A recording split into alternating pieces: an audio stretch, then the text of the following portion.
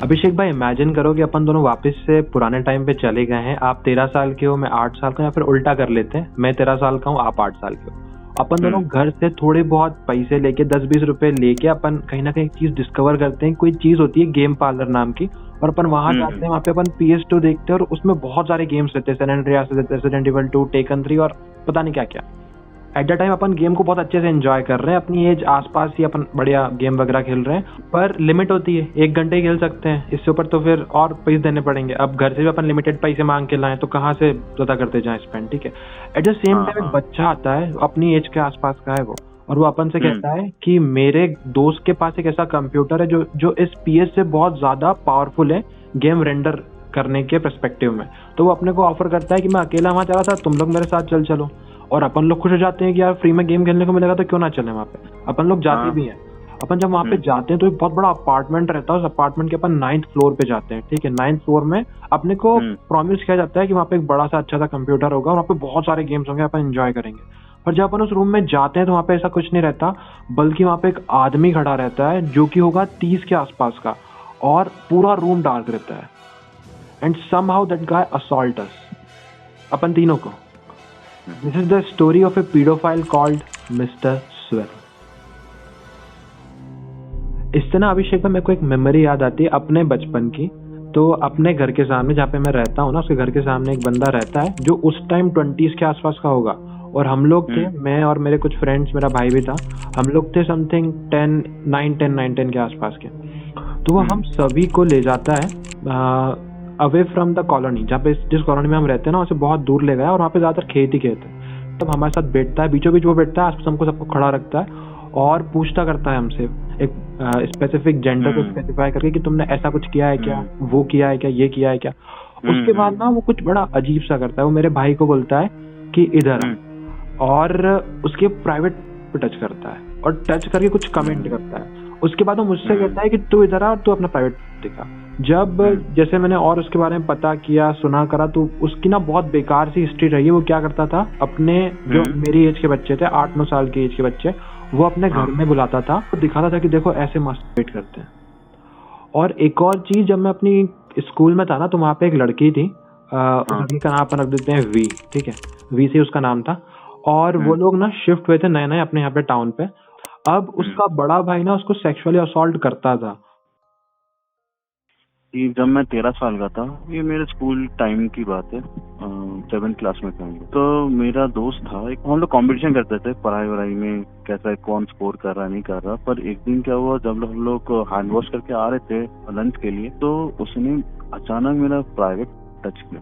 और एक और केस है मेरे पास, ये मेरा दूर का कोई रिलेटिव है, तो उसका बैड टच करने का मतलब बहुत चिपकता है बंदा। जब भी आओ, मतलब एक वुमेन हो, बड़ी हो, छोटी हो, बहुत चिपकता है। जब भी जब चिपकेगा, उसके हैंड कहीं भी चले आते हैं। 3 साल पहले आया था और उसकी एक्टिविटी सभी भी वैसी है।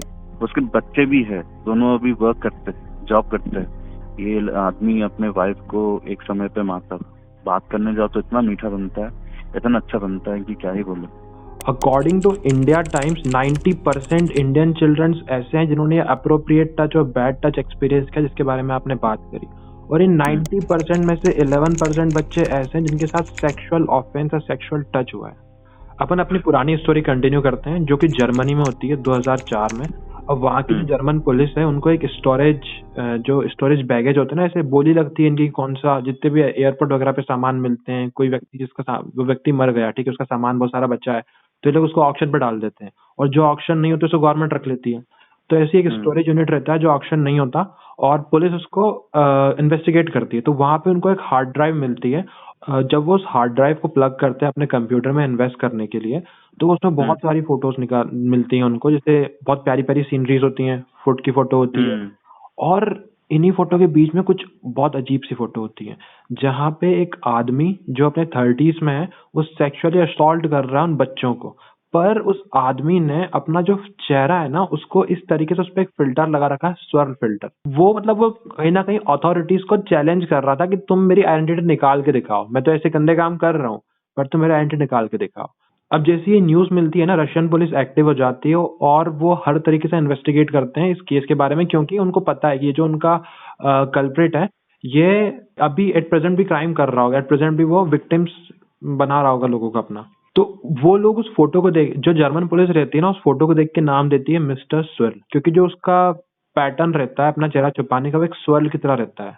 तो वो एक इंटरनेशनल ऑर्गेनाइजेशन जिसका नाम है इंटरपोल, जिनके पास चाइल्ड केयर के लिए और चाइल्ड क्राइम के लिए एक अलग पूरी टीम है, उनकी हेल्प लेते हैं। तो इंटरपोल वाले डिस्कवर करते हैं कि यार ये अलग अलग लोकेशंस हैं, तो अपन कैसे पता लगाएं। तो वो ना जो बैकग्राउंड रहता है, ऐसे दीवार का कलर, कि यहाँ पे क्या इक्विपमेंट रखे हैं, कोई इक्विपमेंट कहाँ मिलता है, कोई फ्लावर रखा है तो किस टाइप का फ्लावर है, ये चीज करके पता करते हैं कि ये फोटोज किस लोकेशन पर ली गई थी। अब सुनने में कितना इजी लगता है ये, ठीक है, बिंगो फिगर आउट कर लिया होगा इन लोगों ने कि हाँ। पर इंटरपोल को ना एक और प्रॉब्लम हो जाती है इससे। उनको ये पता चलता है कि जो पहली कपल ऑफ फोटोज थी वो थी कैम्बोडिया की, दूसरी कपल ऑफ फोटो वियतनाम की थी, और कंटिन्यू करके साउथ कोरिया, अलग अलग एशियन सिटीज की कंट्रीज थी। इन्वेस्टिगेटर परेशान हो जाते हैं, तो एक नई ऑर्गेनाइजेशन बनती है जिसका नाम रहता है वाइको। वाइको मतलब वियतनाम और कैम्बोडिया। अब इनकी ऑर्गेनाइजेशन साथ में इंटरपोल के साथ मिलके इस केस पे काम करती है। अब इन्वेस्टिगेटर ये फाइंड करते हैं कि ये फोटोज सिर्फ उस हार्ड ड्राइव में नहीं थी, ऑन द अदर हैंड ये फोटोज ना इसी टाइप की photos all over the internet है, और ये मिस्टर स्विल के नाम से वायरल है इंटरनेट पे, और एक दो नहीं है, हजारों फोटोज वायरल है। जब वो इस आईपी को ट्रैक करने का ट्राई करते हैं तो उनको एक लोकेशन मिलती है वैंकूवर कनाडा की। मतलब जो बंदा जो शिकार कर रहा था, जो कल्प्रिट अपना, वो वैंकूवर कनाडा का है। अलग अलग एशियन सिटीज में जाता है और वहां पे अपने क्राइम कमिट करके वहां से फोटो लाता है और फिर अपने पीयर ग्रुप में यहाँ पे उन फोटो सर्कुलेट करता है। हाँ, इसका एक अपना पीयर ग्रुप था जहां से अलग अलग कंट्रीज से उस टाइप के क्राइम करके फोटोज लाता था और उन पीयर में इन फोटो को बांट दिया करता था। और जितने भी पीडोफाइल लोग थे ना, वो सब उसको फ्रेज करते थे। मतलब उन पीडोफाइल्स के लिए ये व्यक्ति मिस्टर स्वेल भगवान था। एक तो एक टीम इंटरपोल पे जो उसका पता लगाने की कोशिश कर रही हो, एक टीम वाइको पे जो कि वापस उस एडिटिंग सॉफ्टवेयर में कुछ ना कुछ ट्राई कर रहे ताकि इस फोटो को वापस से सही पिक्सल करके वो ओरिजिनल फोटो एक्सट्रैक्ट कर सके। मान लो अभिषेक भाई कोई ब्लर फोटो है, तो उस फोटो का ओरिजिनल फॉर्म एक्सट्रैक्ट करना मुश्किल रहेगा क्योंकि उसके पिक्सल ना पूरे फट चुके हैं। ऑन द अदर हैंड जो मिस्टर स्वेल वाली जो फोटोज थी ना, इनको एक्सट्रैक्ट करना इजी था। फेमस सॉफ्टवेयर में उस फोटो को डाला तो उन्होंने ये देखा कि वहां पे ऑलरेडी सॉफ्टवेयर में एक इफेक्ट एग्जिस्ट करता है जिसका नाम था स्वर्ल। तो उन लोगों ने उस स्वर्ल को एंटी स्वर्ल कर दिया, वापस उल्टा कर दिया उसको। तो उससे उस न्यूटोरियस किलर की जो ओरिजिनल फोटो थी वो रिवील हो गई। जब फोटो रिवील हुई तो इंटरपोल ने क्विक एक्शन लेने की सोचा और उन लोगों ने उस हर फोटो को हर पुलिस स्टेशन पे दिया। पर पुलिस स्टेशन वाले इतना इन्वेस्टिगेट नहीं कर पाए, उसका कोई क्राइम रिकॉर्ड था नहीं बंदे का, तो नहीं पकड़ाया। ऑन द अदर हैंड उन लोगों ने इस फोटो को जब फेमस न्यूज चैनल्स को दिया तो उन चैनल्स ने इस फोटो को पूरा वायरल कर दिया, पूरे all over the country. Her country involve हो गई इस पीडोफाइल को पकड़ने के लिए। तो इंटरपोल ने ना हर फेमस न्यूज आउटलेट में इस फोटो को सर्कुलेट कर दिया और उनको ये पता चला कि ये जो बंदा है ना, ये साउथ कोरिया में कहीं पे छुपा हुआ है। पर जैसे ही पुलिस इसको साउथ कोरिया पकड़ने के लिए पहुंची है, वहां से भाग के थाईलैंड पहुंच गया। और कुछ समय तक तो पकड़ाई में नहीं आया, पर थाईलैंड में जितने भी पब्लिक कैमरास लगे ना कहीं इसकी इमेज, क्योंकि वायरल थी इसकी इमेज, तो कहीं ना कहीं अलग अलग कैमरास ने इसकी इमेज कैप्चर करी। उनको ज्यादा टाइम लगा नहीं इसको ढूंढने के लिए। ये कहीं अबैंडन से किसी अपार्टमेंट में छुपा हुआ था और वहां से पुलिस ने इसको पकड़ लिया। जब पुलिस ने इसको पकड़ा तो थाईलैंड में, जो आप याद है आपको, मैंने स्टार्टिंग में स्टोरी सुनाई थी अपन आपको और मेरे को लेके, तो वो जो दो बच्चे थे ना, उनके ऊपर इसको अक्यूज किया गया कि तुमने उन दो बच्चों का सेक्सुअली मोलेस्ट किया, उन दो बच्चों को, इसीलिए उसको 5 साल की जेल हुई सिर्फ।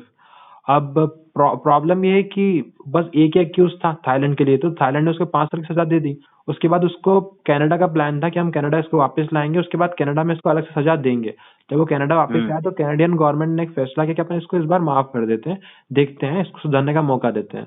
और सुधरने का मौका देने के नाम पे उसको एक और रेस्ट्रिक्शन लगाया कि जहाँ पे भी बच्चे होंगे वहां पे आप कभी नहीं जाओगे, जैसे कि स्कूल्स, पार्क, कॉलेजेस।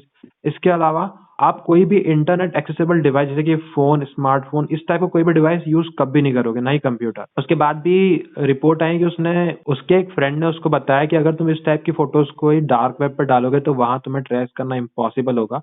अभी भी वो शायद से 43 के आसपास का, और अभी भी वो क्राइम कमिट कर रहा है इस टाइप के।